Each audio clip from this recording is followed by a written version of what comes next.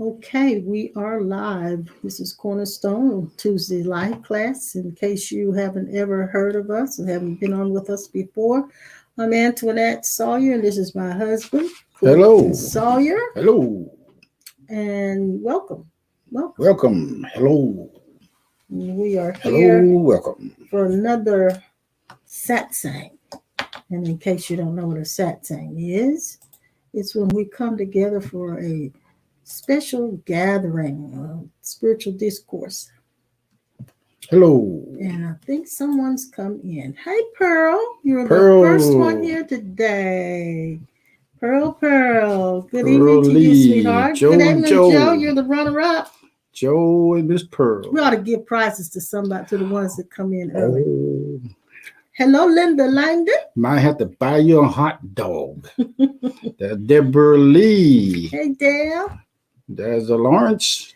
And Priscilla. I'm glad you're here with us Okay. today. Good to see you guys. If anybody comes in after the fact that doesn't know us, then I want you to know that we are pastors Clifton and Toni Sawyer.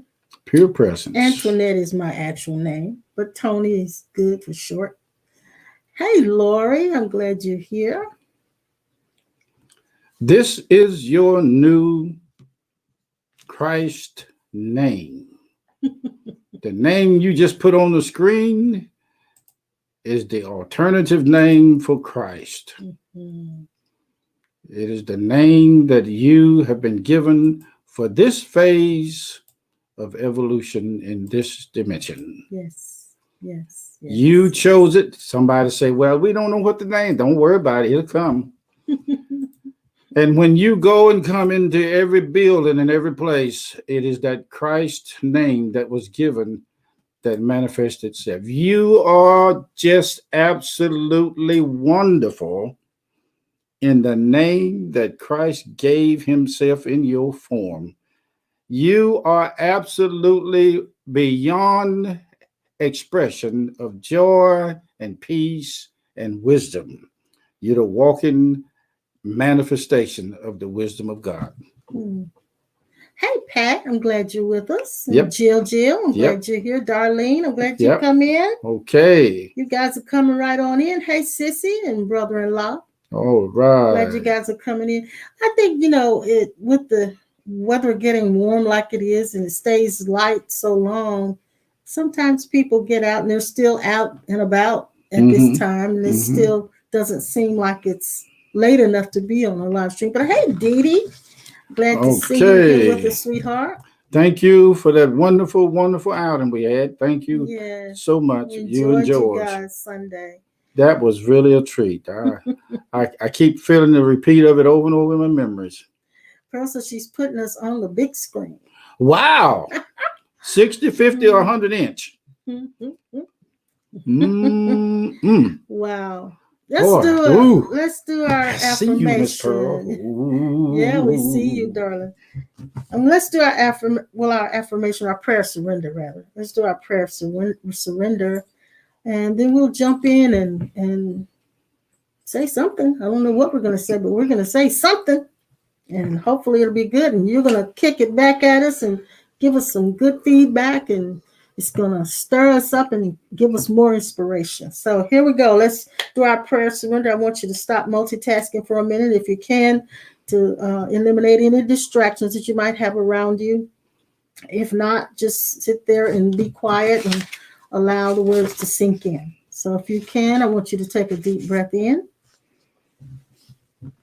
and let it out now as you begin to still yourself on the inside. And take another deep breath in and release it now slowly out of your mouth, stilling every portion of your being. And if you've been working all day and you may be tense, I want you to take another deep breath in. And this time I want you to just squeeze your hands together. Squeeze your hands, your shoulders, your neck. Squeeze your muscles together and then release them and let all the breath go with it and see yourself as squeeze. relaxed and ready. And repeat this after me. There is nothing to change. There is nothing to do. There is nowhere to be. I belong to you, Lord. Everything I have is entrusted to me. All that I have is not owned by me, but belongs to you. My body, my home, my car, my job, my family, my time. It all belongs to you. You are what I am. You are who I am. You are why I am. And you are where I am. I belong to you, Lord. Thank you for accepting me just as I am. And Father, on this day, let it not be a day spent in the mind, but a day absorbed in unity with you inside my heart. Be in my head and in my thinking. Be in my eyes and in my seeing. Be in my ears and in my hearing. Be in my mouth and in my speaking. Be in my heart and in my understanding. Fill me with yourself and replace me with you. And so it is. Ah, that felt good. Hello, KK. I'm glad to see you're here with us tonight. Okay. You know, today I was listening to, I can't remember the young lady's name on YouTube. You listen to her quite a bit, but I can't remember her name. But she was talking about spiritual burnout that comes after an awakening. Okay. Mm-hmm. And I realized that some of us have experienced that. When there's especially when there's a lot of things, a lot of areas of your life being healed all at one time. Mm-hmm. And it could be one crisis after another, like boom, boom, boom, boom, one crisis after another, and things are stirred up, and that can contribute to a sense of hopelessness. It can contribute to some fatigue. It can contribute to a lot of those different things. And I realized that I was dealing with some of that myself. Mm-hmm. But one of the things that helped me when she was talking was she was saying that when we have a spiritual... Her name is Christina. Yes, Christina Lopez, I think is her name. Anyway, she said, she's made the comment that when we're going through certain spiritual stages and we want to hurry up and get through them quickly because they're not pleasant stages, she said it's best to then practice patience and being present and in the moment, such as, and being grounded, such as, if you're washing the dishes, be present while you're washing the dishes. Be present while you're walking. Be present while you're going up the stairs. Be present while you're brushing your teeth or putting your shoes on or whatever. Be very present with your body. Be present of that you're involved with at that moment, and not allowing yourself to stray off in your awareness and in your thinking. I would call it God I am presence. Okay. So she said the best way to do that is that's really staying grounded is what it is. It's staying grounded, because awakening has a tendency to take you into la la land. And when you go into la la land and things are stirred that trigger emotional upheavals inside you, that's when you begin to try to hurry up and get the inner work done so that you don't have to stay in that stage very long, because it's not a pleasant place to be. But it's a very needful place to be, because those upheavals are designated just for our healing. One thing I learned, and I going deeper into the awareness of our amness, we want the Lord to say, "This is me doing this.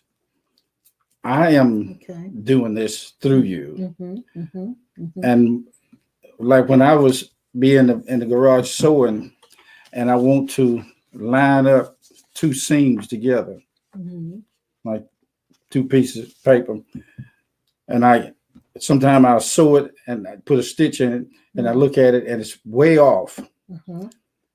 And then I go back and take it loose, and the thought would come to me, the idea say, you got to hold it deliberately in place and sew it. Okay.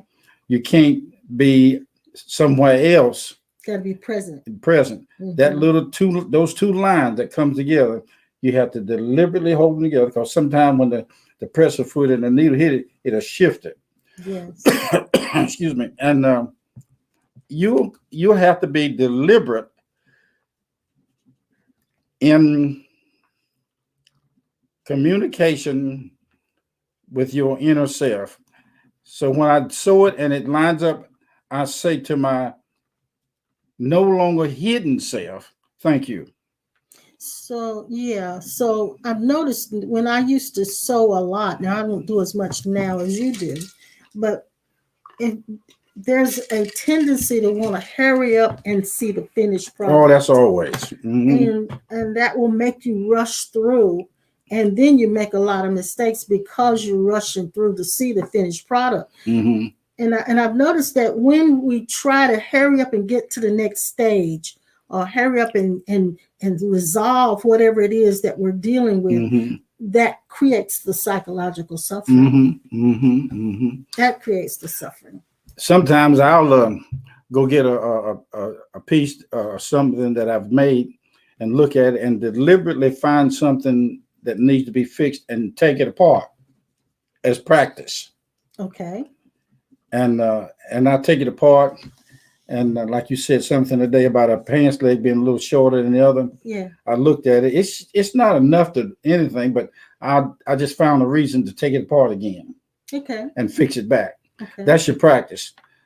Once you start practicing these things, it'll become second nature to you. But if everything that we are looking for and where we're looking from is where and who we're looking through, or who is looking through us, it takes a little while to get used to your infinite self being awareness so close. It took the infinite you, eternal self, is you so close. And I'm glad you said that, because and it's just started like the last couple of weeks that I've been feeling these crazy emotions. It's a mood that I've been dealing with. However, I'm noticing that I keep repeating to myself, I know where God is. I know where God is. And then I hear a second voice come behind it. Yeah, but the God that you know is here is powerless. I'm hearing the ego, or the mind, the egoic mind, come back behind the truth and try to cancel it out. These moments that you're talking about for everybody, everybody have that. Everybody have that. And some days it'll seem like it's more obvious than others. And for me, it's been a couple of weeks now. Yeah, it'll go on like that. Yeah. But here's the clue. You got to be so aware, and it's not anything you do, it just happens.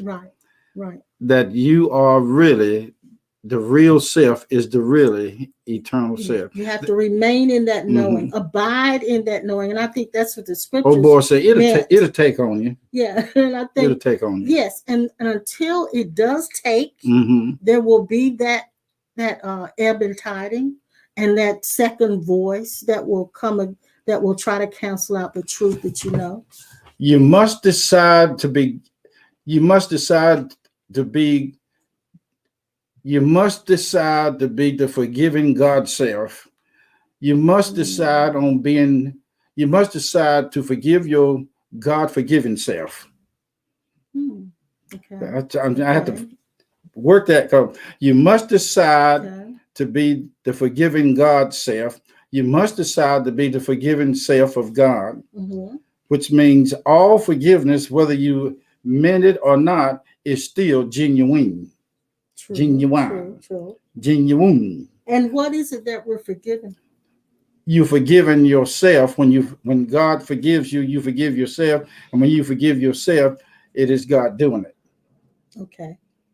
But you're going to always have the memory of what was done that you said you forgive for. The feeling of the residue of what you've forgiven for. Okay. Don't let that throw you for a flip, because that is the normal function of a insane mind that don't understand. Here's another word, and that I don't think, understand finiteness. yes, and I think that is what I'm encountering, is the insane mind. Yes, it's loony. I know now, though, that mind only harasses you or molests you when it's having a near-death experience. It's coming to the end, so therefore it's harassing and trying to win ground back again that it's lost. And so for some of us who have had that awakening and enlightenment, and we now know who we are, but that there's an imposter that comes behind the truth that you have inside of you that is trying to regain ground. It is so awesome to find out that we are the force of life in all things. We are the life force. There is no separation in the life force of animals, birds, and trees, or heavenly, unholy. Honey, take a vacation from the analyzation and the investigation and the prognostication and the false education, all them stations.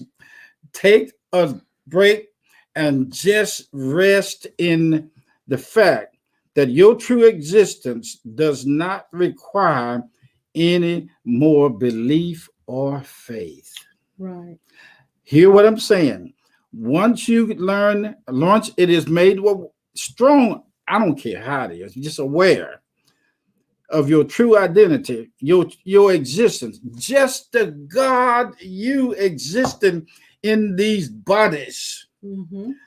Oh, you're going to find out that your true existence, whether in the body or out, does not require any work at all. That's what I'm thinking. That's what I'm coming to, is that when you find yourself in a stage, I call it a stage because in your spiritual journey, everything's not going to be rosy every day. And then there are times when, like you said, that mind will come back and it'll bring back all these different things in your memory and bring a mood with it. And that mood will linger. And so when that happens, the best thing to do is really nothing. That's right. Really nothing, because nothing has changed. I just had insight in a smell that just went through my nose of the smell of an oil automobile engine.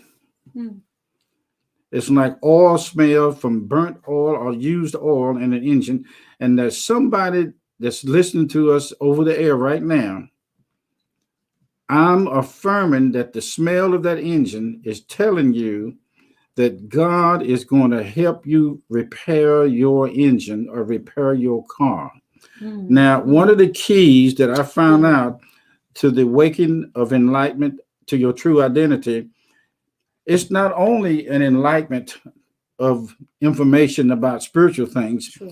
True. Your enlightened self brings about the whole vernacular of the change of everything, such as your smell will be heightened, or you become more sensitive to smell. Your feeling senses will heighten, not for judgments.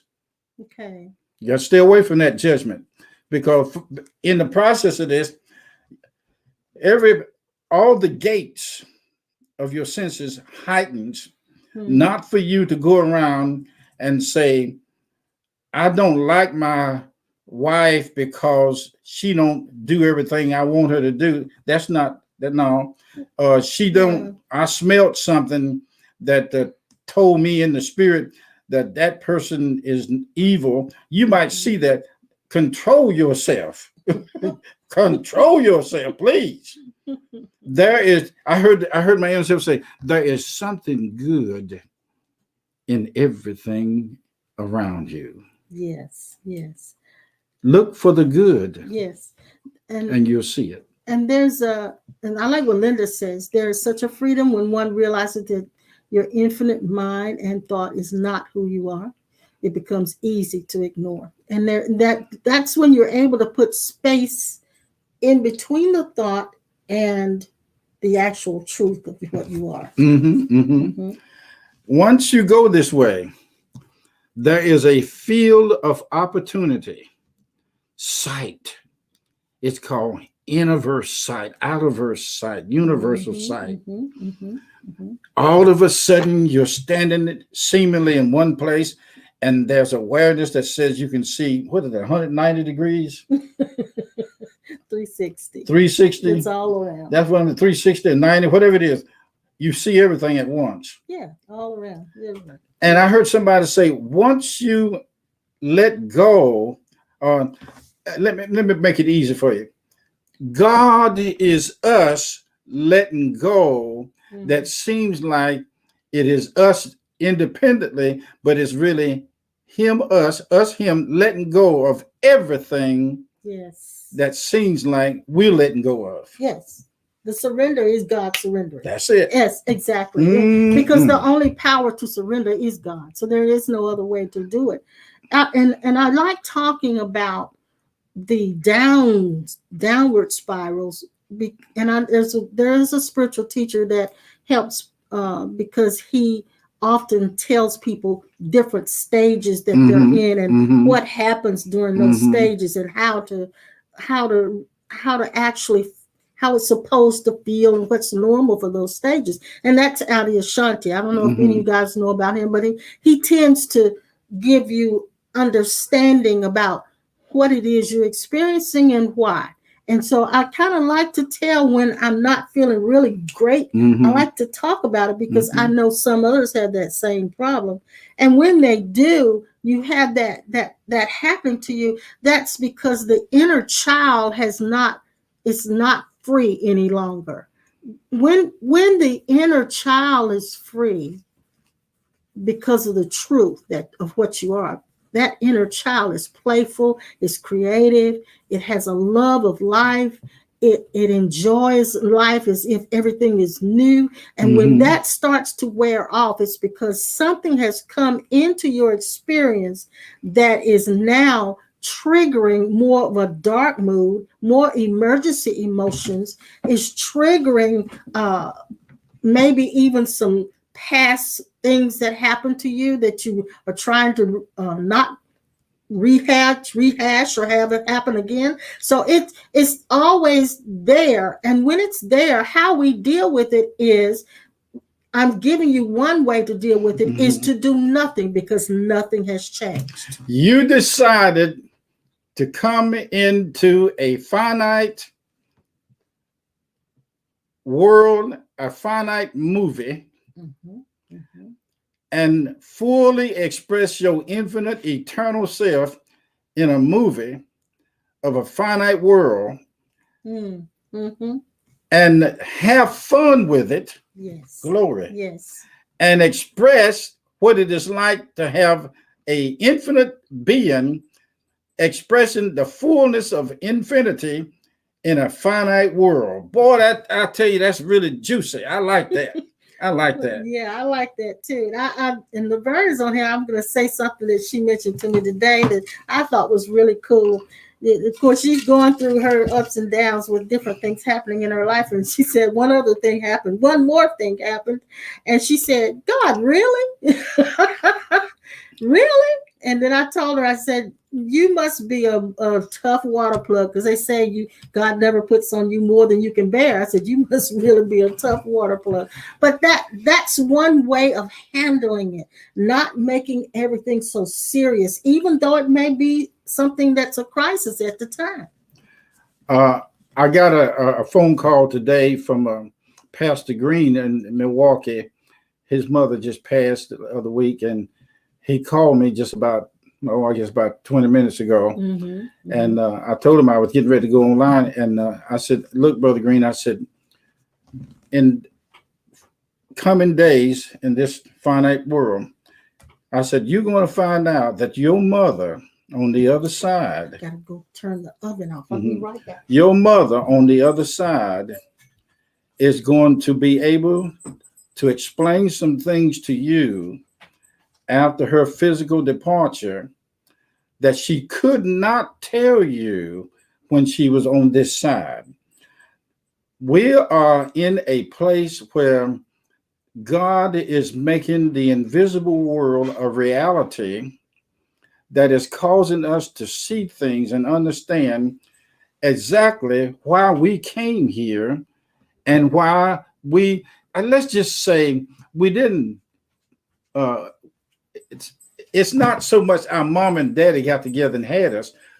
We decided to work a situation or an event through mother and father to get our physical bodies here so that we could put it on and wear it and walk around like it's us.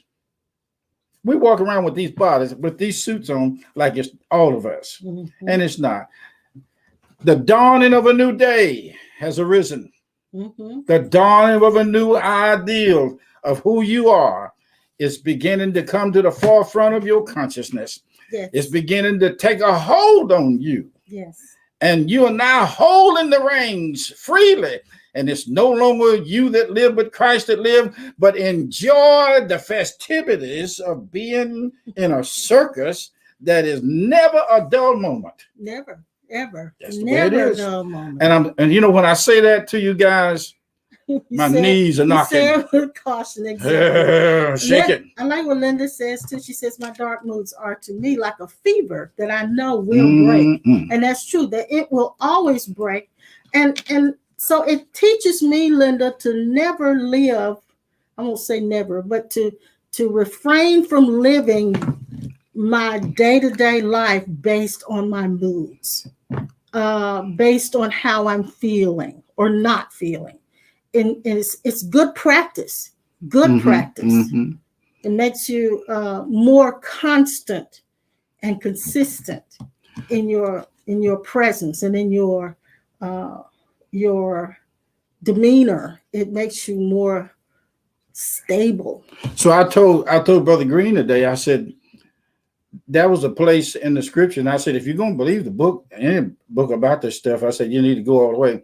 There was a place in Jesus' life where it said that on the day of his resurrection or the crucifixion, that the graves of the saints, the graves, that was resurrection, they opened up and they came out and went into the city. Now, can you imagine? Just go for a second in that little pea brain. Imagine you standing there in the city and you look around, here come your grandmother, your uncles, and all of them been gone for about 25, 30 days. And you were standing there when you throw the dirt in the body's face. And they come out the grave, shook the dirt off, shook the rocks off, and came out. I think we would make new roads and highways. That was a guy we studied about years ago named Smith Wigglesworth. Raised somebody from the dead in one of his meetings and said they were tearing the house up trying to get out. Said they're cutting new doors and everything, trying to, Lord have mercy. They'd be scared of them for the rest of the day. You know, I'm gonna tell you something. I'm gonna say this. I don't know. I know whether I'm treading on forbidden territory when I say this, when I first run across union with Christ and our oneness with God, I couldn't never understand why the miraculous ceased to exist for a lot of those who run across oneness and union with Christ. I never understood that. Yeah. Because the actual moving in oneness and what they call non-duality is fulfilling what Jesus said to Peter. He said, flesh and blood did not reveal that. That revelation of being one with God and the eternal self, waking up to that, that is a miracle that spearheads other miracles similar to what happened in the book, in any other book. Yes, it should. That's what got me stuck on the Course in Miracles. When I saw the title, Course in Miracles, I said, there's a course that somebody done put together that can tell me how to work miracles, or how to see miracles, or how to express miracles, how to allow miracles, how to feel miracles, how to smell miracles. I have been standing in places and actually smelt the smell of a miracle healing taking place. Now, I remember you mentioned the union and that, and we asked this question of ourselves, why we always tended to go toward the union message, even before we came into the non-dual teachings. We were teaching the union with our union with Christ, and so it has always been the cornerstone of our lives. But if you go back to Galatians, where Paul mentioned this, he said in the 15th verse of the first chapter of Galatians, he says, "But when it pleased God, who separated me from my mother's womb and called me by his word," separated me from my mother's womb means I was aware that I was not only a physical body related to my physical family. And then he said this, he said, "and called me by his grace." And the 16th verse says, "to reveal his son in me." And then he says, "so that I could preach." He revealed his son in him so that he could preach. It's almost as if you cannot fulfill any calling until that revelation has hit you, that the Son is who you are. I gave up the false Christ, the false Jesus, for the real one. Yes. And the false one is the Jesus of history. Yeah. The Jesus that religion has put on a pedestal and said that you have to try to be like him. That Jesus we gave up. But the Jesus that we have always had our allegiance to is the Jesus that we know is one with us. This Jesus we're talking about today is the one that woke up to be in us. Yes. And that's the only message that Christ, that Jesus Christ has ever relayed to us. Oh, ever. He woke up to being in and everything, participating in, grafted himself into the fabric of our being. And it started from day one. Lord have mercy. You know what's so good about it? I thought it started when I decided that I that decided it didn't start there. It did not start when I say I accept Jesus Christ. It did not start when I stepped my foot in the door of a church. It did not start there. It started at before our conception. Yes. It started in the eternals. In the Jeremiah state. Yes. Before I formed you in the belly. Yes. State. That is so pre-existent life. We've said enough right there to just shut the thing down and just go into the thinking or the seeing or whatever you want to call it. Don't be so analytical. Just go on in there and just sit down in this place of the secret place. This pre-earth self. I just smelled one of the prettiest smell of lemons, fresh lemons. Well, I just cooked the chicken and milk and lemons. Oh, I didn't know that. I didn't know that. That's why I had to run out right Okay, there. I I had to know. make sure I turned the oven off because I I'm didn't smelling lemons. I didn't want her to burn up. Oh Lord, don't burn up my chicken. No, she's fine. So she's that's fine. what my senses are working right. But, yes, your senses Okay, are fine. okay. Yes. But that has been the cornerstone of our and the hub of our existence, really. I just had this thing come to me. We are the godfathers. We are the godfathers, the godsons, and the goddaughters. Yep. Yep. We are the fathers of the people and the people of the fathers. Yes. To be or not to be used to be a question. And in the scriptures, and the scriptures always have also told us that many of the people in church in the early church did not understand Paul at all. Did not understand his teachings. They wrestled with it because his message was also built on that oneness and union. He could not get away from it. And so many of the things he said, they wrestled with it because they didn't see the union and oneness that he had the privilege to see.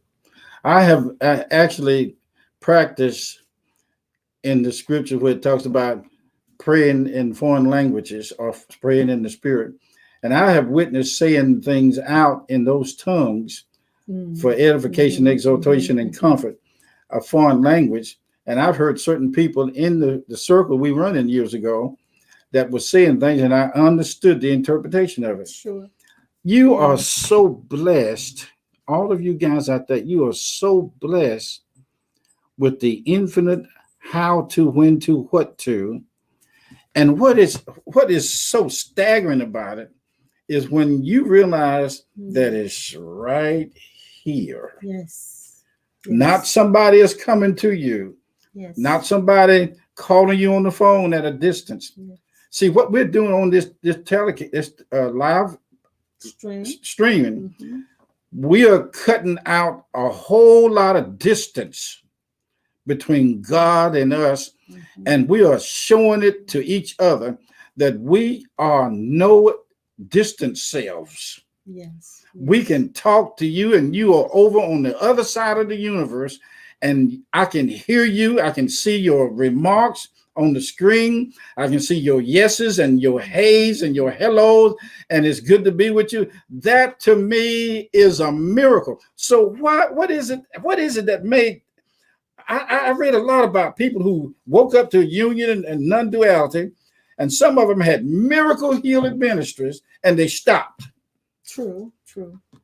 When it actually what happened is transfers itself over into another way of working. Right, and that's what I was about to say is that for you and I, and you guys are hearing our personal conversation tonight, because for you and I, we've questioned that, and I think we've kind of concluded that the reason they don't see the miracles the way they those who aren't necessarily teaching those things is because before the ego could grab it and try to live it out and do and become the miracle worker. And when you wake up to who you truly are, a lot of that false humility and arrogance and aggressiveness, it dissipates. No longer. It dissipates. Darkness and light no longer problem. Right. It dissipates. And then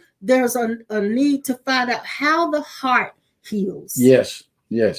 Boy, that's good stuff. That's good stuff. Now, spend time with your inner self. Spend time listening and feeling and smelling with your intuition. Your real self is the Holy Ghost self. It is the Spirit of God self. There is no other real self in the universe outside of your eternal self. That eternal you is the key that exists and will always be, and you will not ever die. So the promise is there is nothing but yeses. Oh boy, we hit that. We said that. God has not denied you anything. So in order for the promise to really take effect, you have to relax in that truth. You have to rest in that truth. and then just receive that truth. And it's not the same as the law of attraction where I'm gonna put my mind on it and I'm gonna make it come to me. That's not what I'm saying.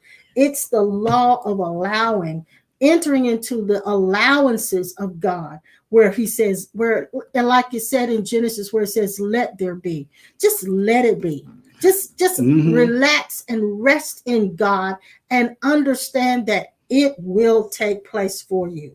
It won't be long before you get to the point where you can hit the switch. And once you hit it inside yourself, you'll be able to alter your awareness to a place where you'll be able to function and see God in everything. Yes. There will no longer be a middle ground. You will see God. And it's called doing like this, taking a deep breath and letting go. Yeah. Okay? Yeah. Now, your guidance will expose itself. I want you to type in there, relax, rest, and receive. That's how we receive the promise. God promised one important promise he made, that when these folks wake up, they're going to find out that they are him. They are me. Exactly. Now Tamika asked the question, does that mean the same as surrendering? Well, let's talk about it for a minute, because the minute I say to you, relax, you go in, we often go into trying to relax. That's not the same thing. So it's like coming to the end of all of your attempts to make things better. When that happens, sometimes you have to go through whatever effort you have in order for that to come to that place. But when you come to that place where I call the end of trying to make something happen, that's when the actual manifestation begins to happen for you, because there's nothing holding it back except our own efforts to make it happen. Let me give you a secret. Not being relaxed does not disturb. Exactly. Relax. That's right. I'm gonna say it another way. Yes.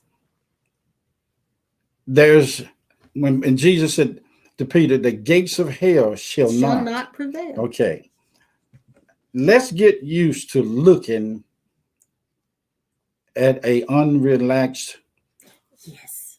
Okay, you got it? Yes. Get familiar. See, usually here's what self-judgment saying. If I see it, I got to do something about it. And that's taking you out of the relaxing. Yep. You need to relax. Okay. But what if you can't? Like some people said, you need to steal your mind. Well, what I've had to do was notice the mind being unstill, and still I'm doing it now talking to you. Yeah. I'm doing it now. There's a part of my mind that's doing crazy stuff. I'm aware of it, but I know who it is that's talking. You know what aware. It is. Yes. Yeah. You know what it is. I tell you, this thing is just what the doctor ordered. And it's really an easy life. Yeah. And Jesus said this. He said, take my yoke upon you, because it's easy and my burden is light. So when we find ourselves trying to put forth a lot of effort, sometimes there is a need for effort and grace. But when it's effort and grace, it's because the grace has given you the wherewithal to put forth the effort. But when you find that effort moving you out of a place of what's the word? I don't want to say peace, because that's too cliche. But when you find that it's moving you out of the place of being able to laugh, being able to be sensitive to others, and those are just two examples, then you know that it's pulled you out of that place of knowing. God is like a blender. When I get up in the morning, I take my bananas, I take my blueberries. Yeah, he's got a ritual. I take my protein scoop, just a little bit of ice, a little small green tea, Let's see, what else I put in there? I might put some You put your green juice in it. green Did you say juice that? in it, a The little green bit. juice? Yeah, put that in there. I might put a half an apple. I mix it all, put it all in the same And your place. protein. And the protein. Yes. And I turn God on. Oh, I'm sorry. I turn the blender on. Yeah.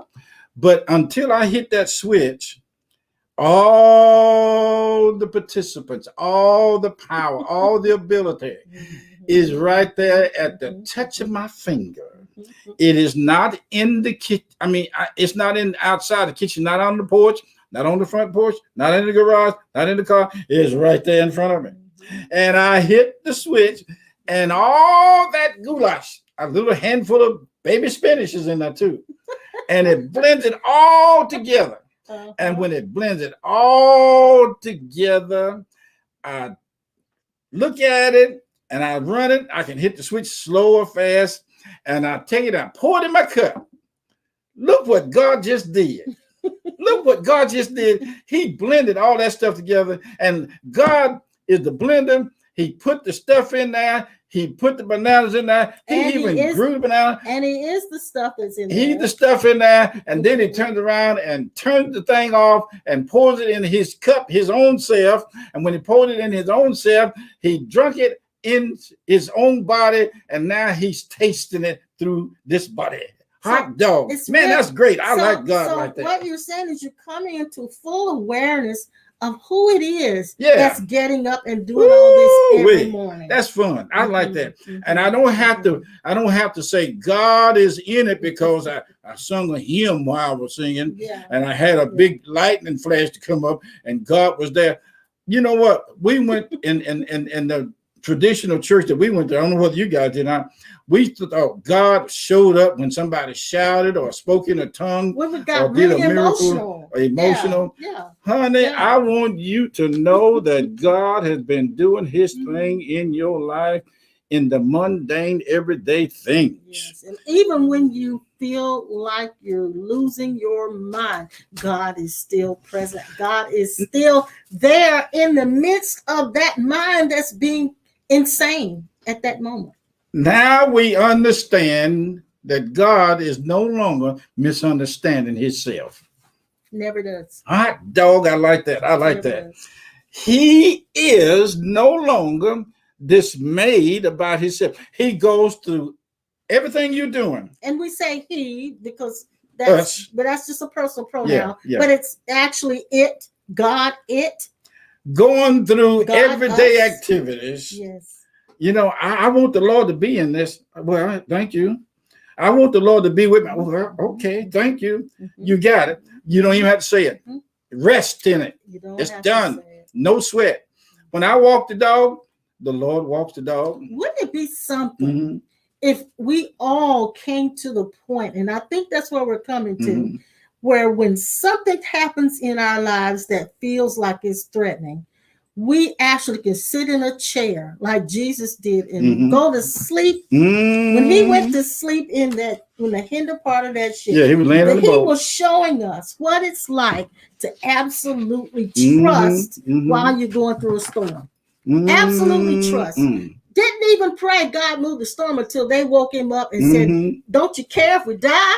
And he didn't at that moment. He was not concerned with it. He was asleep in the ship. And when we all come to that place of total trust that God really does love me.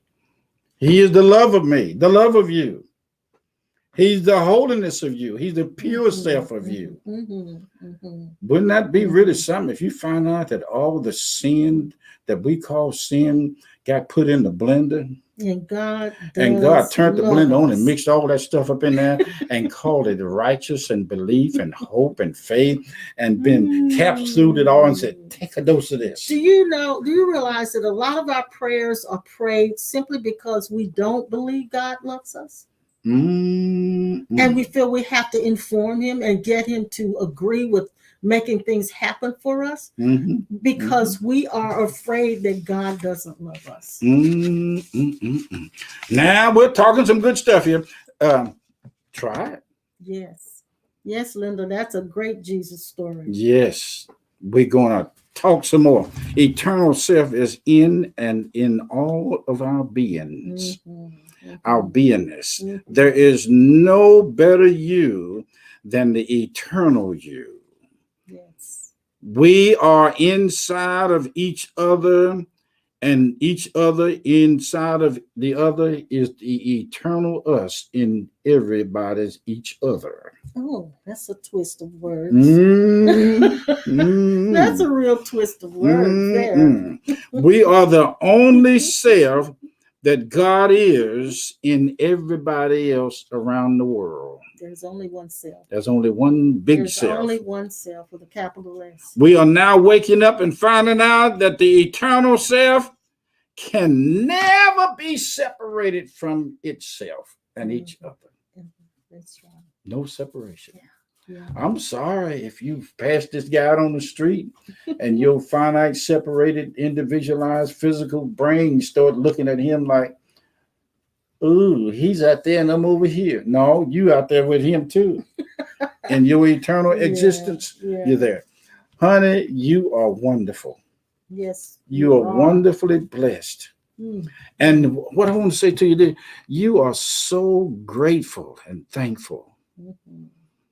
You are so gratitudish. You are so filled with the honesty of gratefulness, thankfulness, humbleness, humility, and as you taught us, taught us on Sunday, kindness. Yes, that's what I wanted to say. Kindness. You are the kindness of God. You pass people. I see people. I was in the garage this morning about 6:37, and two ladies come by walking. Well, they weren't walking the dog. They had a baby carriage, and I looked in the baby carriage one time. There's the dog in the baby carriage because the dog got little short legs, and they didn't want to wear his little legs out, so they put him in the baby carriage. And I waved. They waved one hand. I waved at them like that. And I threw both hands up. They said 2 waves. You got 2 waves. I said, yeah, I'm waving at everybody in heaven and earth. I'm waving at everybody. And that's what you call it. What I used Sunday morning? Kindness. You can pass some people and you say good morning, and you can feel it ooze out. And some people you hit resistance, a wall of resistance. Yeah. Exercise your senses unto godliness and to no separatedness. That's right. You are on your way to seeing the full power of the Spirit of God in your form. The next step you take is going to be God. The next moving of your hand is going to be God.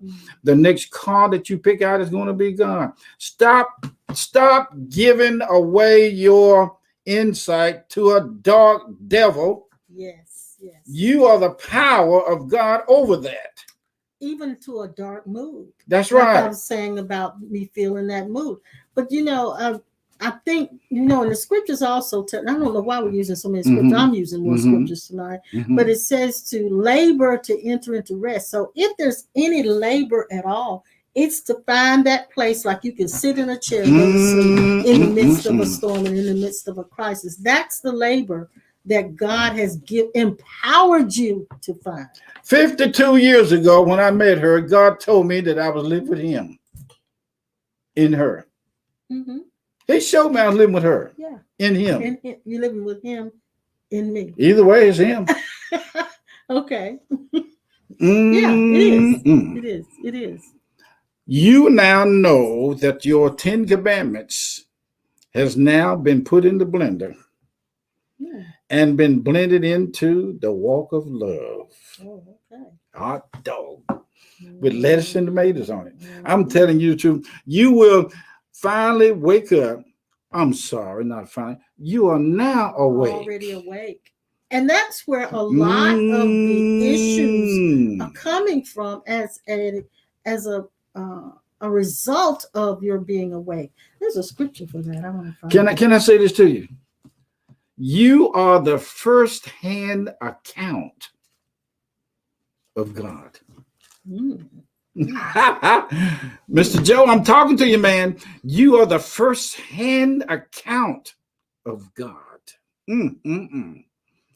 You are God's accountability. And he makes sure that you meet the mark by him being your presence and your existence. Yes. He intended for you to never, ever walk in failure. So what he did, he incorporated himself into us and to you to make sure that you don't miss the mark. Hallelujah. He made sure that all guidance would be located in one particular area that is in all of us. And the juice of God is dripping from you every step you take. I just saw, you see kids riding them tennis shoes on with the light up when they walk. That's a good example of the footsteps of God in your shoes, that everywhere you walk, the light, the path is lit up when you take a step. Because you're the light. Ooh-wee.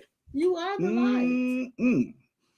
When you find out what kind of spirit you are, yes, you will be, you're going to have to, I tell you what you might have to do.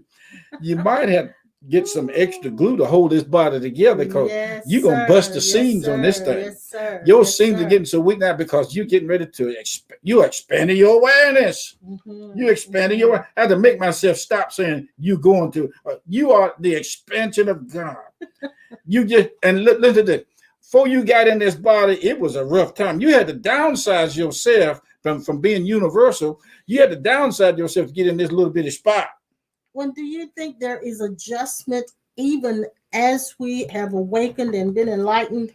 There are adjustments that we go through periodically while we're in this body, don't we? Yeah. You have come into the final phase of your research project. God, I tell you this stuff. That's good. You have finally come into the final stage. Linda says, I need nothing. I am everything. You deserve a steak today. That's a good one. That's a good one. You know God now beyond anything you could ever find in any holy book. Now, Joyce says this. She says, I relax, rest, and receive when I go deep down from my head to my toes and worship and still do what I'm doing, working or whatever. I feel like I'm walking lighter. You know what, girl? You've been that way all your life, and you just now found the words to say it. Yes. Now found the word. And you know what? Investigate into trying to find all the words you can find about how elegant we are. Somebody help me. I heard another teacher say this. I think it was Reverend Knight. He said, when you become fixed in the awareness of who you are, what you actually are, the truth of who you are, he said, then it becomes subconscious. The subconscious grabs it, and then there are things that happen subconsciously that will cause things to fall in place for you just because it's hit the subconscious. You know, I just heard him say, you are the internal revenue. The internal revenue. Go ahead. I like that, though. I like that. The internal revenue. I heard him say this time he did the play. He said, you are the internal revenue of God. Oh, Lord have mercy. You are God's government. You are God's internal revenue. And you are now receiving the refund? Yeah. You are the refund. You're collecting taxes. Yeah, we're collecting. We are collecting God. We are God collectors. Yeah, God collectors. God collectors. Wow. This stuff is right. Hey, I like this. I do too. Take 2 God spells and come to see me on Tuesday. I like that. I see. Yeah, I know. This is called, what we're talking about is called overcoming the mind of the monkey. The only thing you can do is just laugh at it. That's it. And not take it so seriously. Just look at it. Just smile. Yes. There's that monkey. I heard a preacher say, you are God's happy people. And that's what I mean when I say the inner child is released when we are walking in our truth, because you can be playful, you can be wide-eyed and believing and hopeful and all of that stuff when you walk in your truth. Hey, you did not come into this world to see if you were you. You came in this world and were already you before you got here. You can't see you because you are you. You were the you God identity before you came into the womb. You keep looking for you, but Woo! you can't see My you God, because you're the my one Lord. looking. Oh, we ought to open up a restaurant and just serve nothing but waking up You to God. can't. You keep trying to experience the true self that you are, but you can't experience it because you are that's being experienced. Let's put a sign up: restaurant for the wake uppers. And there's no way you cannot be who you are. And we're serving the dish of awareness and knowingness of who we are. Sit down at the table and fellowship with your infinite self, and come on in and sit down. The waitress will be God, waiting on you, cooking your meal. And the best meal you could ever have is the eternal self appetite. And Linda says, and the Treasury Department. You are the internal revenue and the Treasury Department. Girl, I'm going to ask the boss man to give you a raise right now. You deserve a raise. Hot dog, I tell you. Good. But listen. Our time is winding up now. We love you guys. But that's in much. This dimension. You know, we have to obey that old stuff. But I wanted to say to you guys, and some of you had mentioned earlier, to go ahead and do a thumbs up. Pearl said that, and Kelly said also to like and subscribe for YouTube, and that's what I want you to do. That helps us.